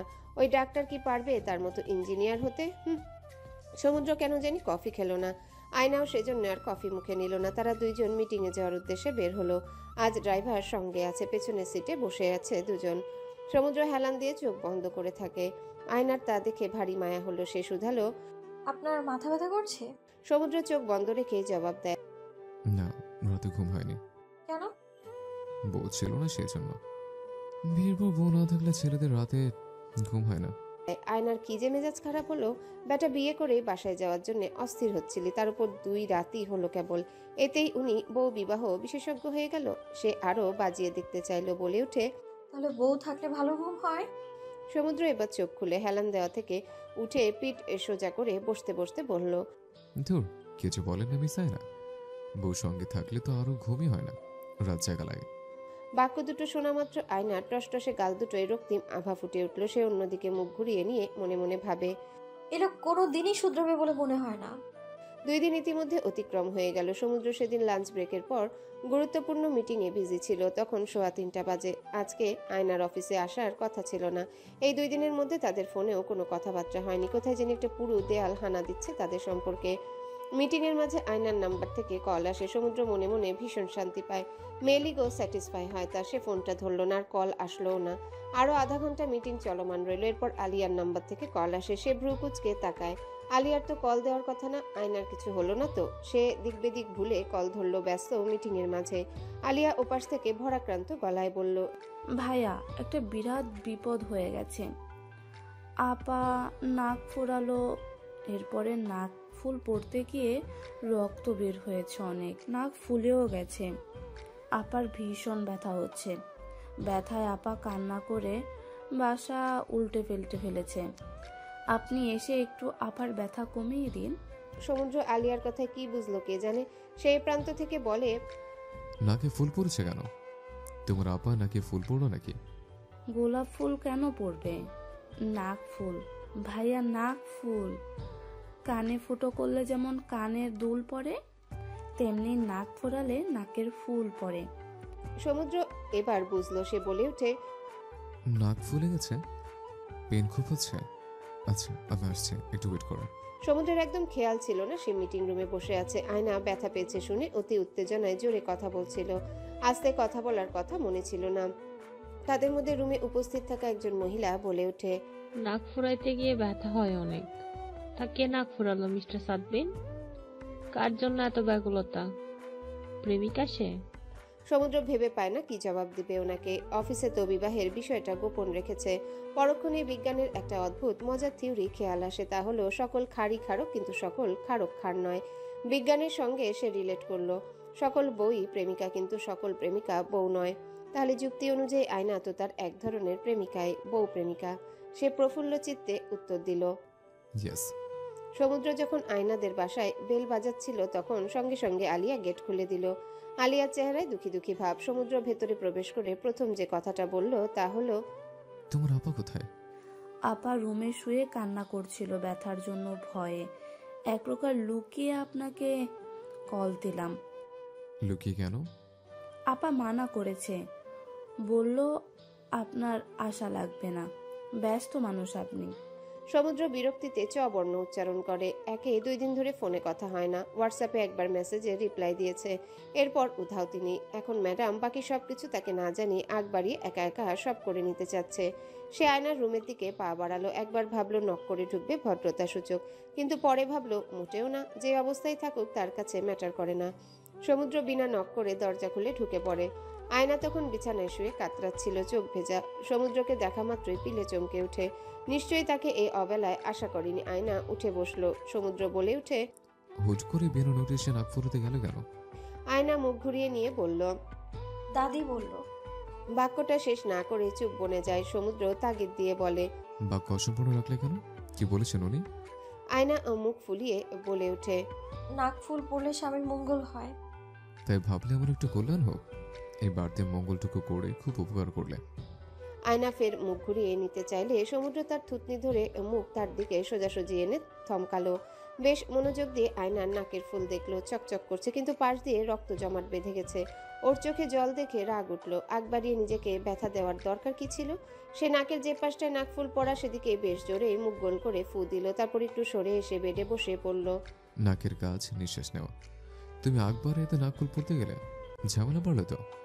আয়নার ওই সময় আরেকটা বার সমুদ্রের উপর ভীষণ অভিমান জন্মালো।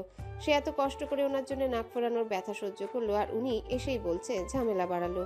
সমুদ্র তার চোখের পানে তাকিয়ে শুধালো, আমার জন্য এতটা কষ্ট করলে? না, আমার এমনিতেই ইচ্ছে ছিল, নাকফুল পরে বেশি মানায় আমাকে। সমুদ্র এক পলক তাকে অবলোকন করে বলে, তোমার নাক তো বোঝা, শুধু শুধু ছোট নাকে ফুল দেওয়ার দরকার ছিল? আগে কেন ফুল হয়নি তবে? বিয়ের 3 দিন পর ওয়াই? আয়না উত্তর দিল না। ব্যথা করছে না। সমুদ্র পকেট থেকে মেডিসিন বের করে এরপর বলে, আসার পথে মেডিসিন নিয়ে এসেছে, ওষুধ খাও, ব্যথা কমতে থাকবে, নাহলে ইনফেকশন হয়ে যাবে।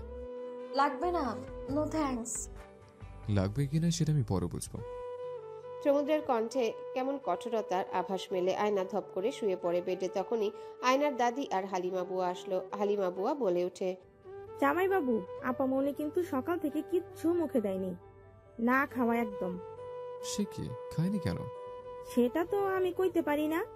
সমুদ্র আয়নার পানে তাকালো, এরপর বলে ওঠে, খাবার প্লেটে তোলেন, এখন খাবে। আয়নার দাদির মুখে দুশ্চিন্তার ছাপ। সে বলে ওঠে, আয়ু বাবু, এটা কি হয়ে গেল? হুজুকে নাক ফোরানো ঠিক হলো না, নাকের ব্যথায় মেয়েটা খেতে পারছে না। হালিমা বুয়া খাবার আনলেও আয়না খেতে চাচ্ছে না। সমুদ্র প্রশ্ন করে, না খাওয়ার রিজন কি? আয়না মনে মনে বলে, না খাওয়ার রিজন হচ্ছে অভিমান। কিন্তু আপনি তো রোবট মানব, ওসব আপনার ঘিলুতে স্টোরেজ করা নাই। 2 দিন ধরে দেখা নাই, সাক্ষাৎ নাই, এখন আসছে জিজ্ঞেস করতে খাচ্ছ না কেন? কিন্তু মুখে বলে, নাকে ব্যথা, সেই জন্য খাবো না। নাক দিয়ে তোর খাচ্ছ না, খাবে মুখ দিয়ে, নাকি মুখেও ব্যথা? আয়নারা তো মেজাজ খারাপ হলো। তার মন চাইলো সমুদ্রের মাথায় খাওয়ার প্লেটটা দিয়ে বাড়ি মারতে, তাও না পারলে ওই অভদ্র লোককেই নাক দিয়ে খাওয়াতে পারলে শান্তি পেত। সবার জোরাজোরিতে সে 2 লোকমা খেলো, এর বেশি মুখেই নিল না। না পারতে 7 দিনের কোর্সটার প্রথম ডোজের ওষুধ আয়নার হাতে দিল। আয়না ওষুধ খেয়ে ঘোষণা দিল সে ঘুমাবে। মূলত সমুদ্রকে ইগনোর করতে চাইছে। সে ঘুমালে উনি নিশ্চয়ই চলে যাবে, আর যে ব্যস্ত মানুষ নিশ্চয়ই একটু পর কোনো মিটিং আছে। একে একে সকলে রুম ত্যাগ করলো। তাদের দুজনকে একাকিত্ব সময় দিতে চাইলো। সমুদ্র একাই রুমে ওর সাথে থেকে যায়। সে বিছানায় এসে আয়নার পাশে শুয়ে পড়ে। আয়না ভেবেছিল সবাই চলে গেছে। সে তৎক্ষণাৎ চোখ খুলে প্রশ্ন করে, আপনি অন্য কাউকে ভুলও আশা করো না। গেলেন না কেন? সমুদ্র বলে ওঠে, আমার মঙ্গল কামনা করতে গিয়ে তোমার এই বেহাল দশা। তোমার এই অবস্থায় রেখে যাওয়া মোটেও মানবিক হবে না। আফটার অল আমার জন্যই তেমন দশা হলো। আয়না মনে মনে বলে, আপনি তো মানুষের জাতি না, বলেন মোটেও রোবট হবে না। সে ঘুরে অন্যদিকে শুয়ে থাকে।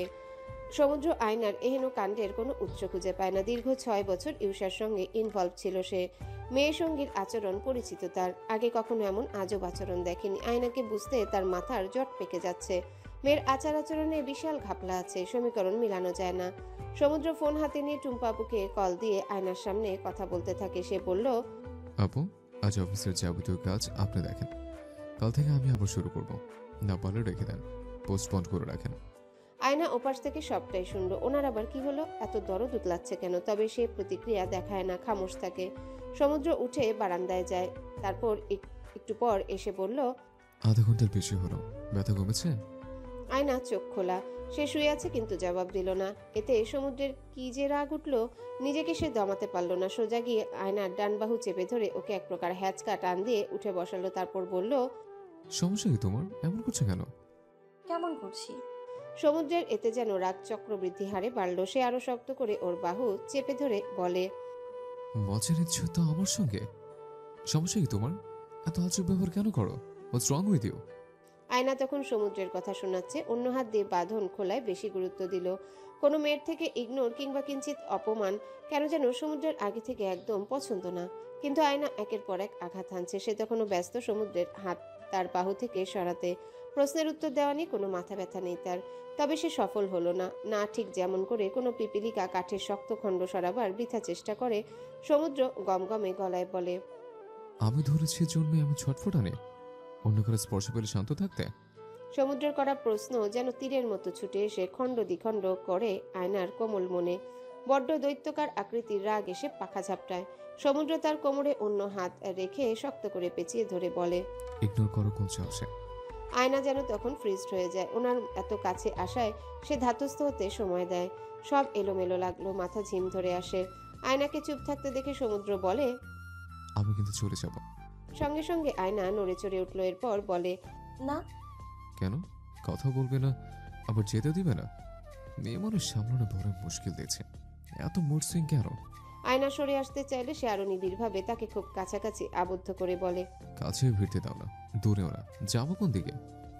আয়না বিরক্ত হয়ে বলে, প্লিজ ছাড়েন। কি ছাড়বো? আয়না তার এহেন প্রশ্নে বোকা বনে যায়। সে আমতা আমতা করে বলে, হাত।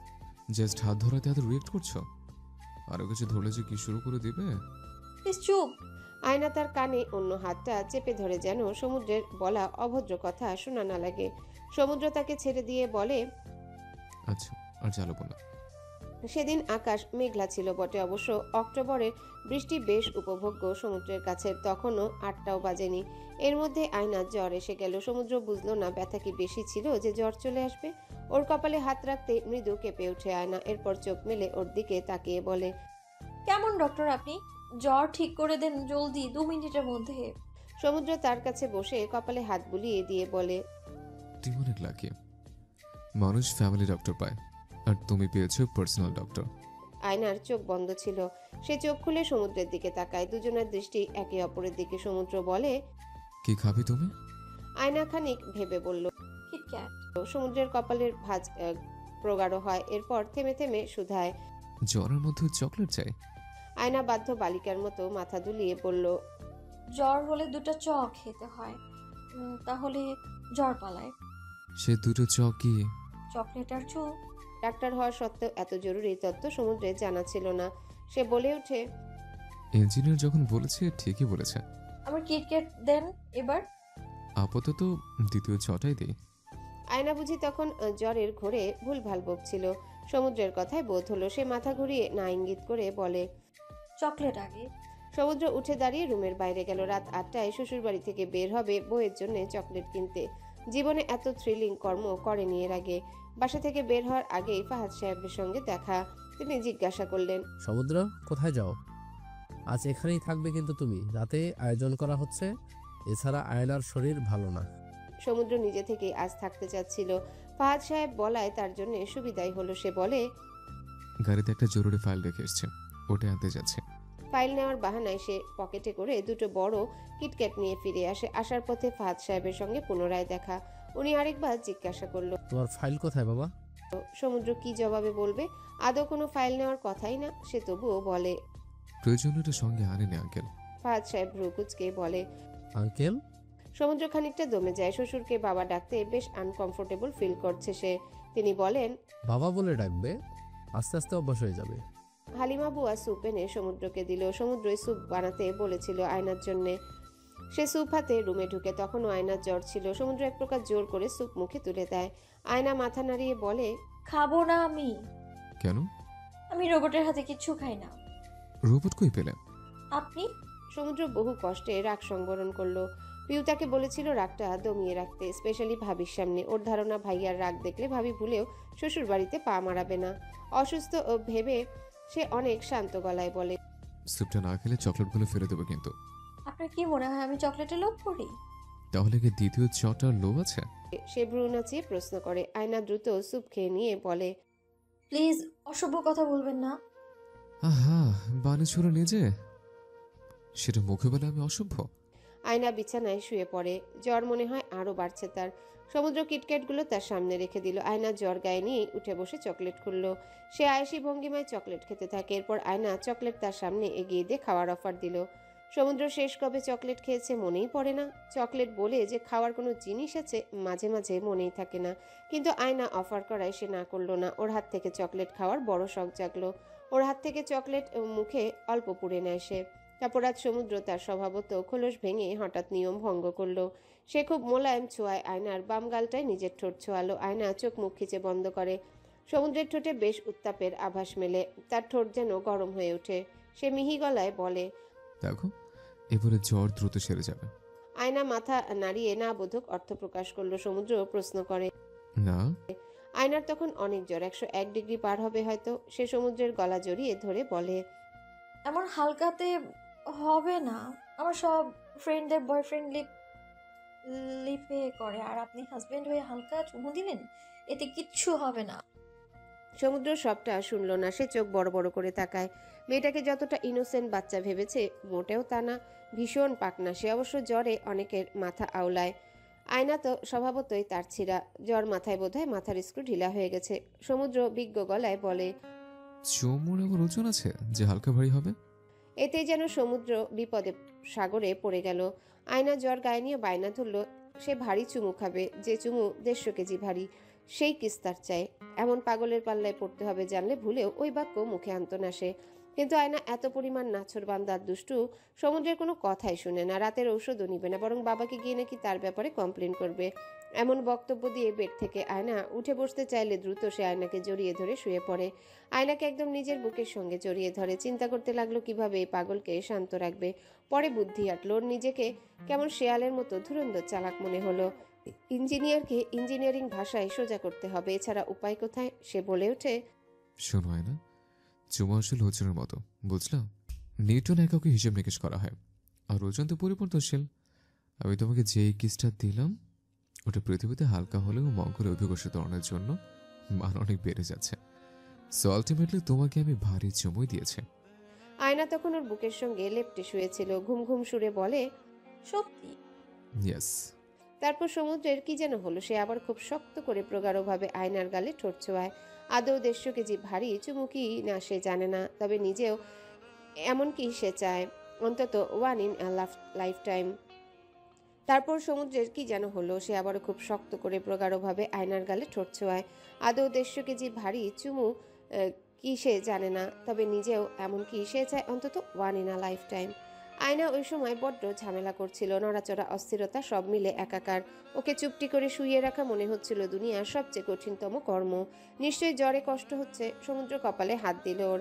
সে কি ভালো রকমের জ্বর এসেছে? কপালে ঠান্ডা পানি জলপট্টি দিলে আরাম পাবে ভেবে ও যখন উঠতে যাবে, আয়না তখন ওর বুকে মাথা রেখে গুটিসুটি মেরে শুয়েছিল। সমুদ্রকে উঠতে দেয় না, শার্ট খামচে ধরে। সমুদ্র বলল, তোমার তো একদম জ্বরে বেহাল দশা, গা পুড়ে যাচ্ছে। আয়না ওর এই কথায় হাসলো বেশ। সমুদ্র তাজ্জব বনে যায়। জ্বর হলে মানুষ হাসে এই প্রথম দেখলো। আয়না মুখ ফুলিয়ে বলে, আপনি না কিছু বুঝেন না। তুমি বুঝো? হুম। ওদের চলবে। এবার ছাড়ো আমার শার্ট। আয়না ওনার শার্ট তো ছাড়লই না, বরং একটা পাগলামো করে বসে ওর কানের কাছে মুখ নিয়ে ফিসফিস করে বলে, এটাকে প্রেমের জ্বর বলে, জানেন? না তো, আজই শুনলাম। ধুর, ভালো লাগে না। সমুদ্র উঠে চলে যায়। কেন যেন তার এসব আর ভালো লাগছিল না। দ্রুত টাওয়েলের শেষ অংশ ভিজিয়ে এনে আয়নার হাত পা কপাল মুছে দিল। প্রায় আধা ঘন্টা কপালে জলপট্টি দিতে ওর গায়ের টেম্পারেচার কমিয়ে আসে। ঘুমিয়ে পড়েও। কিন্তু সমুদ্রের চোখে ঘুম থাকে না। সে কিছুক্ষণ বহু চেষ্টা করেও ঘুমাতে পারে না। কিছুক্ষণ আয়নার মাথায় হাত বুলায়, যেন আরাম পায়ও। পরের দিন সকাল 7টার দিকে আয়নার ঘুম ছুটে যায়। গরম লাগছিল বেজায়। সে চোখ খুলতেই নিজের পাশে একটা জলজান্ত পুরুষকে শুয়ে থাকতে দেখে লাফ দিয়ে শোয়া থেকে উঠে বসে পড়ে। চোখ বড় বড় হয়ে আসে তার। সমুদ্র জাগ্রতই ছিল। সে দ্রুত উঠে বসে জিজ্ঞাসা করে, কি হলো? আয়নার যেন ধ্যান ভাঙলো। ধাতস্থ হতে সময় নেয়। সে ছোট্ট করে জবাব দেয়, ও। সমুদ্রের ওর কাণ্ড কারখানা দেখে ঠোঁটের কোণে হাসি ফুটে উঠল। সে শুধালো, বাই এনি চান্স ভুলে গেছিল নাকি নিজের বিয়ের কথা? আয়না আয়নার তখন কি যে লজ্জা লাগলো, সে জোর গলায় অন্যান্য সময়ের চেয়ে একটু বেশি জোরেই বলে, না। ছোড়ের মায়ের বড় গলা। আয়না ঠায় বসে থাকে। সমুদ্র তার দিকে ঝুঁকে বসে এসে কপালে হাত রেখে উষ্ণতা যাচাই করে, এরপর বলে, তবে কি প্রেমময় জ্বর সারাতে পেরেছে? আয়না চোখ গোল গোল করে তাকায়। সমুদ্র যেন ওকে আরো বাগে পায়। কাল বহুত জ্বালিয়েছে, আজকে একটু হলেও শোধ তুলতে হবে। সে বলে ওঠে, ভারী চুমা এখন দিব নাকি পরে? আয়না প্রথম দফায় ভ্রু কুচকে তাকায়, এরপর ক্ষণে ক্ষণে খেয়াল হতেই ওর চোখ মুখ দেখার মতো অবস্থা। লাজের বসে মুখ অন্যদিকে ঘুরিয়ে নেয়। সমুদ্র বালিশে হেলান দিয়ে বলে, মুখ অন্যদিকে ঘুরিয়ে নিলে কেন? না মানে আমি করি না জন্য তোমার অনেক দুঃখ, এখন আমি করতে চাচ্ছি, মুখ সরিয়ে নিচ্ছ। Shut up. ওয়াই? আয়না বিছানা ছেড়ে উঠে গেলে সমুদ্র বলে, কফি বানায় আনো, সারা রাত ঘুমাইনি। সে কি, কেন? যা পাগলামো করেছিলে, আমার জায়গা অন্য কেউ সব শুনলে লজ্জায় কেবল মাথা গেল, সম্পূর্ণ ঘাড় সমেত কল্লা কাটে যেত। আয়না অবশ্য সবটা খেয়ালও নেই, তবে যা যা স্মরণ আছে ওতেই ওই লোকের সামনে আর থাকতে ইচ্ছা করছে না। আয়না সাফাই গিয়ে বলে, জ্বর হলে আমি একটু আবল তাবল বলি, সেজন্য সরি। শুধু জ্বর নাকি প্রেমের জ্বর? আয়না তৎক্ষণাৎ বেড থেকে একটা বালিশ হাতে তুলে নিয়ে সমুদ্রের মুখের উপর ছুঁড়ে মারে। সমুদ্র বিছানায় হাসতে হাসতে গড়িয়ে পড়ার উপক্রম। সকালে নাস্তার টেবিলে ফাহাদ সাহেব আয়নাকে নিজের পাশে বসালেন এবং আয়নার পাশে সমুদ্রের জায়গা হলো। আলিয়া তখনও ঘুমে। ফাহাদ সাহেব বলেন, সমুদ্র বাবা, তোমার কোনো সমস্যা হচ্ছে না তো? দেখছই তো অফিসে থাকি, তোমাকে সময় দিতে পারছি না। সমুদ্র বলে, না না আঙ্কেল, সবাই আমার অনেক খেয়াল রাখছে, প্লিজ ব্যতিব্যস্ত হবেন না, আমি একদম ঠিক আছে। সমুদ্র আর ফাহাদ সাহেব একসঙ্গে অফিসের উদ্দেশ্যে বের হবেন। সমুদ্র আয়নার রুমে গিয়ে শার্টিন করতে লাগলো। আয়না রুমে আসতে সে ওর দিকে এক দৃষ্টিতে তাকালো, এরপর পকেট থেকে একটা প্যাকেট বের করে ওর হাতে গুজে দিয়ে বলল, এটা রাখো। কি এতে? খুলে দেখে নিও। আয়নাকে আর কিছু বলার সুযোগ দিল না, রুম ছেড়ে বেরিয়ে যায় অফিসের উদ্দেশ্যে। আয়না রুমে বসে প্যাকেট খুলতেই হতভম্ব হয়ে যায়। ছোট্ট হীরার একটা নাকফুল, একদম রেগুলার সাইজের জন্য ছোট সাইজের, কিন্তু ডিজাইনটা বেশ। সে মনে মনে অনেক খুশি হলো। সেদিন একদম রাতে সমুদ্রের কল আসে। আয়না তখন বসে বসে কে ড্রামা দেখছিল। খুবই রোমান্টিক একটা এপিসোডের বেস্ট সিন চলছে। এর মধ্যেই কলটা এলো। সে রিসিভ করতেই সমুদ্র বলে ওঠে, কি করছিলে? ড্রামা দেখছিলাম। ভাবলাম পড়ছো। না মানে এখন তো সামনে এক্সাম নেই। এক্সাম না থাকলে পড়ো না। আয়না বুঝে পায় না এমন রাতের বেলা পড়াশোনা নেই কেন তদারকি করছেন উনি। সমুদ্র এবার নিজে থেকে বলল, কালকে এক জায়গায় যাচ্ছি আমরা, বিকেলের আগেই ধরো 4টার মধ্যে রেডি থাকবো, আমি এসে নিয়ে যাব। কোথায় যাচ্ছি? ভয় পেতে হবে না, নট ইন হেল। উফ, কারো বাসায় নাকি এমনি কোথাও? গেলে জানতে পারবে, এত অস্থির হয় না। আয়নার সে রাতে উত্তেজনায় ঘুম আসেনি ঠিকঠাক। পরদিন সকালে ভার্সিটির একটা ক্লাস ছিল, সেটা মিস দিল। অবশ্য ভার্সিটির ক্লাস মিস দেওয়ার রেকর্ড নেই তেমন তার। সে তার সেকশনে সিআর, তবু আজ অকারণে ভার্সিটি গেল না। দুপুর থেকে কি পড়বে না এটাই সিদ্ধান্ত নিতে পারছিল না। সমুদ্র কোথায় নিয়ে যাবে তা অন্তত বলে দিলে ভালো হতো। পরবর্তীতে একটা মেরুন রঙের সালোয়ার কামিজ জড়ালো গায়ে। কেন যেন এই জামাটা আজ পরতে মন চাচ্ছিল। এরপর চুল বাঁধতে বসলো।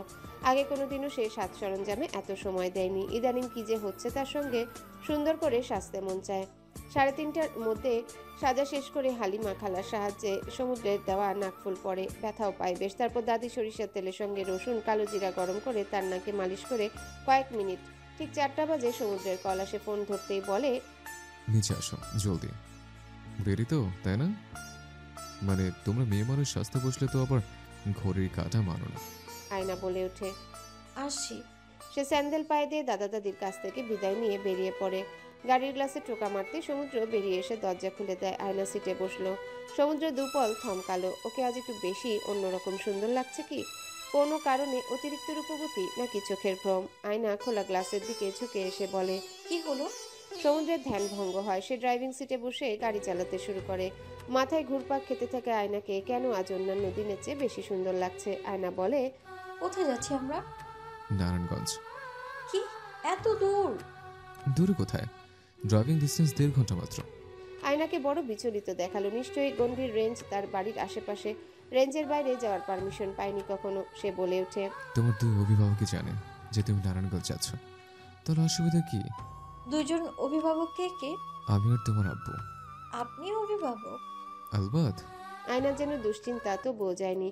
জীবনে প্রথম সে নারায়ণগঞ্জ যাচ্ছে, প্রস্তুতিও নেই কোনো। ভেবেছিল ধানমন্ডি বা গুলশানের কোথাও যাচ্ছে, কিন্তু এত দূর নিয়ে আসবে ভাবতে পারেনি। পানির বোতল থেকে পানি নিয়ে খায় সে, এরপর হেলান দিল। সমুদ্র প্রশ্ন করে, খারাপ লাগছে? না তো। ভালো তো মনে হয় না লাগছে। আয়না হেলান দিয়ে থেকেই বলল, লাগছে। জানালা খুলে দিলে প্রাকৃতিক বাতাস পেলে আরো ভালো লাগবে।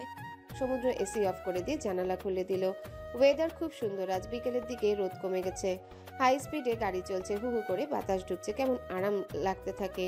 15 মিনিটের অন্তর ঢাকা ছেড়ে তারা এগিয়ে যেতে লাগে গন্তব্যস্থলে। জ্যাম আজকে কম কেন জানি, খুব একটা সময় অপচয় হচ্ছে না। রাস্তার দুই ধারে বেশ কিছু রেস্তোরাঁ চোখে পড়ে। সমুদ্রের নজর যায় আয়নার উপর। বেচারা ফের অস্থিরতা কাজ করছে, হাতে হাত মোচড়ামুচড়ি করছে। আধা ঘন্টায় সম্পূর্ণ পানির বোতল শেষ করে ফেলেছে।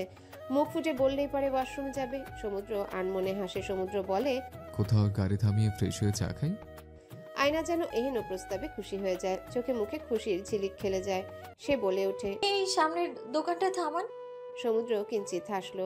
আগে এদিকে এতটা খাবারের দোকান ছিল না, তবে আজকাল অনেক রেস্তোরাঁ খুলেছে। তারা দোকানের সামনে গাড়ি পার্ক করে। ভেতরে মানুষজন আছে গুটি কয়েক।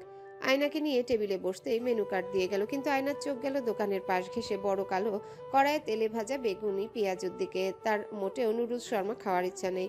ওই তো গরম গরম পেঁয়াজু আর আলুর চপ চাই তার। সে দোকানের ছোট ছেলেটাকে বলে ওঠে, ওই ভাজা পোড়াগুলো আনেন, আর 2 কাপ চা, মালাই চা, বেশি করে শর্ট দিবে কেমন? সমুদ্র অবাক চোখে তার দিকে তাকায়। আয়না তাকে রেখে ফ্রেশ হতে চলে যায়। আস্তে আস্তে 2 প্লেট ছোট ছোট পেঁয়াজু, আলুর চপ আর বেগুনি দিয়ে গেল। আয়না ছোট ছোট ফু দিয়ে মজা করে পেঁয়াজু খেলো, তাকেও বার কয়েক সাধলো। সমুদ্রের ধারণা ছিল সব রাস্তার দোকানের সস্তা, তাও ভাজা পোড়া খুব বাজে হয় খেতে। কিন্তু ওর জোড়াজোড়িতে মুখে দেওয়ার পর ধারণা পাল্টে যায়। ভাজা পোড়াও যে এত সুস্বাদু হয় তার একদম অজানা ছিল। সে খাওয়ার ফাঁকে আয়নাকে 2 বার দেখে নিল, কি মজা করে খাচ্ছে। ওর খাওয়া দেখেই তার খেতে মন চাইলো আরো। চা দিয়ে যাওয়ার পর সমুদ্র বলে, চল বাইরে দাঁড়িয়ে চা খাই খোলা বাতাসে। আয়নার যেন প্রস্তাবখানা ভারী মনে ধরে। সে কাপ হাতে বাইরে চলে যায়। সমুদ্র নিজেও যখন আসে তখন বিকেলের শেষ ভাগ। রোদের ছিটে ফোঁটা নেই বললেই চলে। আয়না তাকে উদ্দেশ্য করে বলে, ওরা যদি ভাবে আমরা বিল না দিয়ে ভেগে যাব, বিল চোর ভাববে কি? তা কেন ভাববে? বিল তো দিবই। আয়না চায়ের কাপে চুমুক দিল। সমুদ্রের খেয়াল হলো নাকে তার দেওয়া হীরার নাকফুল জলজল করছে। এতক্ষণ সময় লাগলো কেন তার এটা পর্যবেক্ষণ করতে? আশেপাশে কোথাও বোধ করি কাশবন আছে। বাতাসের তোপে কাশবন থেকে কাশফুলের ক্ষুদ্র কণাসমূহ উড়াউড়ি করতে করতে এদিকেও পৌঁছে গেছে। ওগুলো দেখতে একদম সাদা প্রজাপতির মতন, কেমন বেখেয়ালিভাবে উড়াউড়ি করছে। কাশফুলগুলোর মতো যদি মনের দোয়ার খুলে বহুদূর অনেক দূরে বেদনাগুচ্ছ উড়ে যেত। বাতাস বইছে, রিকশার ক্রিংকিং আওয়াজ কানে ভাসছে। আয়নার চুলের খোপা খুলে যায়। এলোমেলো চুলগুলো বাতাসে আরো এলোমেলো হলো। কোথা থেকে যেন পেঁজা তুলোর মতো নরম কাশফুল এসে আয়নার চুলে আটকা পড়ে। সমুদ্র চোখ সরাতে পারে না ওর দিক থেকে। আয়না বলে, থ্যাংক ইউ এত সুন্দর একটা বিকেল উপহার দেওয়ার জন্য। I like it so much. আজ তোমায় খুব সুন্দর লাগছে। আয়না যেন এহেন প্রশংসায় খুশিতে আটখানা হলো। আবেগে অতিরিক্ত পর্যায়ে আপ্লুত হয়ে সমুদ্রের পকেট ধরে টানাটানি করে বলে, তাই? সমুদ্র এমন টানাটানির তোপ সামলাতে না পেরে একটু ঝুঁকে পড়ে এরপর বলে, এই জন্য তার ছেড়াদের বেশি প্রশ্রয় দিতে নেই। প্রশ্রয় দিলেই মাথায় উঠে নাচানাচি করে। আয়না চোখ গরম করে বলল, তার ছিঁড়া? আপনি আমায় তার ছিঁড়া বললেন? তো রাস্তায় কি এইভাবে কারো শার্ট ধরে টানাটানি করে দেখেছো কখনো? অত সব খেয়াল ছিল না জন্য ভুলে। তার ছেড়াদেরই আশেপাশে খেয়াল থাকে না। আয়নার ভীষণ রাগ হলো। সে অতিরিক্ত খুশি না হয়ে একটু শার্ট ধরে টানি মেরেছে। এতে এতবার তাকে তার ছিঁড়া বলে হেনস্থ করা লাগবে? আরে টান মারার ফলে শার্ট তো আর খুলে পড়েনি। সে রাগী চেহারা নিয়ে শব্দ করে গাড়ির উপর চায়ের কাপ রেখে বলল, আমি চললাম। সমুদ্র যখন চায়ে শেষ চুমুক দিচ্ছিল ওর কথা শুনে লাফিয়ে উঠে বলে, কই? ঢাকায়, আমার বাসায়। আমি আপনার সঙ্গে আর যাচ্ছি না মিস্টার সাদবিন, আপনি একাই যান। সমুদ্র ভ্যাবাচাকা খেয়ে গেল। এরপর কেবল জিজ্ঞাসা করলো, কিন্তু ঢাকা যাবে কিভাবে? এইতেই আয়না আরো খেপে গেল। সে হাত উঠে একটা বাস থামালো। এদিকটায় বাস যাতায়াত করে অনেক। বাসও সঙ্গে সঙ্গে থেমে যায় যাত্রী নেওয়ার আশায়। সমুদ্র ঘটনা বোঝার আগেই যা হওয়ার ঘটে যাচ্ছে। আয়না দ্রুত পায়ে বাসে উঠে যাচ্ছে। তাও যদি বাসটা ঢাকাগামী হতো দুশ্চিন্তার কারণ ছিল না, ঢাকা গিয়েই পৌঁছাবে। কিন্তু এই বাস ঢাকা বিমুখী, কোন দিকে যাবে তাও লেখা আছে, কিন্তু ম্যাডামের ওসব পড়ার টাইম কোথায়? সমুদ্র এক প্রকার দৌড়ে আয়নাকে বাস থেকে নামালো। এতে কন্ট্রাক্টর বেশ রেগে যায়। বিরক্ত হয়ে সমুদ্রের দিকে তাকায়। সমুদ্র বলল, আমার বউ ভুলে ভুল বাস উঠে গেছে, দেখেনি কোন দিকে যাবে। বাংলাদেশের লোকাল বাসের কন্ট্রাক্টরদের চেহারা সবসময় একটা বিরক্তি ভাব লেগে থাকে। ওনারা মনে হয় পৃথিবীর সবকিছুর উপরই ভীষণ রকম বিরক্ত থাকে। লোকটা বলল, হ্যালো বন্ধুরা, পরবর্তী পার্ট খুব তাড়াতাড়ি আসবে, তো সবাই অপেক্ষায় থাকো। আর চ্যানেলটি যারা এখনো সাবস্ক্রাইব করোনি তারা পরবর্তী পার্ট দেখার জন্য চ্যানেলটি সাবস্ক্রাইব করে রেখো। ধন্যবাদ সবাইকে, আমাদের সাথেই থেকো।